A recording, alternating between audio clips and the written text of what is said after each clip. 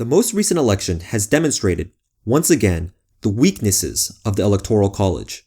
In 1824, 1876, 1888, 2000, and now in 2016, the winner of the US presidential election lost the popular vote.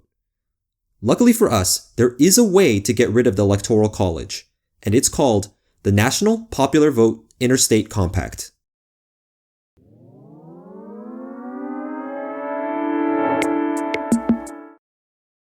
The way that the compact works is pretty simple.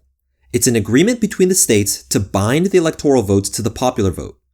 The beauty is that it only takes into effect once there are enough states that have joined the compact.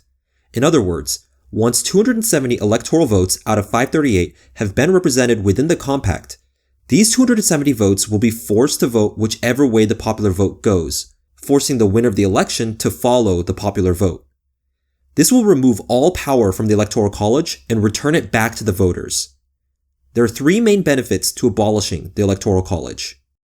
First, the candidate that gets the most votes should win the election. When we have a failure rate of almost 10%, where the winner of the election does not reflect the will of the people, we know that there's a serious problem with our system. This design is a systemic issue that needs to be addressed. The second reason is that there's a disproportionate amount of focus given to swing states. For example, Fairvote found that in 2004, more than half of the resources went to just Florida, Ohio, and Pennsylvania. 18 states received neither visits nor TV advertising. In terms of TV spending, Florida's vote was worth $64,280,557, whereas California's was worth a big fat zero. California, your problems matter less than Florida's. The third reason is that voter turnout is lower in states that aren't swing states. People feel like their votes don't matter and just don't bother voting at all. This is an issue not just for the presidency, but for the down-ballot candidates and initiatives.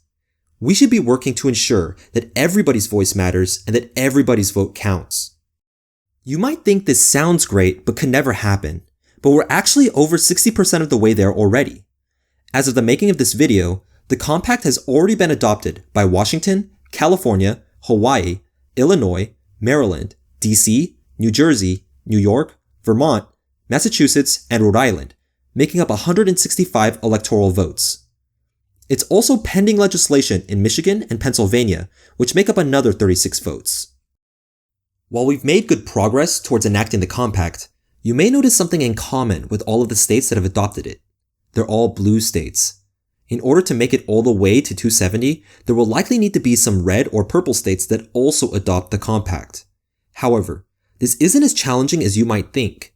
78% of Democrats support a direct popular vote for the president, along with 60% of Republicans and 73% of independents. This is a bipartisan issue with overwhelming support, and we can make it happen. That's why, with just 105 electoral votes left, it's important that we stay engaged in the political process. Hold your representatives accountable for their actions and let them know the issues that matter to you. There are other reforms that we need related to voting, which you can find on our channel, but getting rid of the Electoral College should be a clear priority, which is already well underway.